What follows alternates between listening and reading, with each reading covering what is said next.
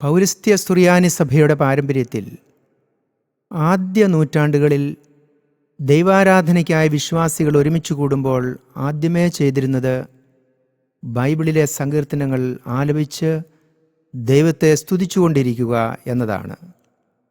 ഇത് യഹൂദ പാരമ്പര്യം തന്നെയായിരുന്നു.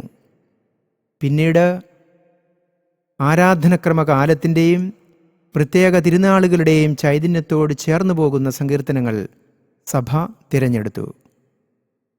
ദൈവത്തിൻ്റെ പരിശുദ്ധ മലയിൽ അവിടുത്തെ പരിശുദ്ധ കൂടാരത്തിൽ നിൽക്കുന്ന ആരാധകരെ ആത്മപരിശോധനയ്ക്ക് പ്രേരിപ്പിക്കുന്ന സങ്കീർത്തനങ്ങളും ഇവയിൽ ഉണ്ട്.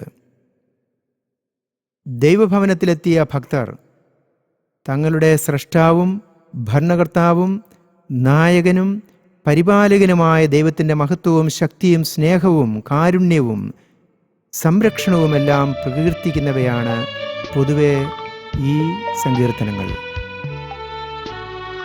ദൈവമെൻ്റെ രക്ഷകൻ, ദൈവമെൻ്റെ നായകൻ, ദൈവമെൻ്റെ ആശ്രയം, ദൈവമെൻ്റെ സർവവും.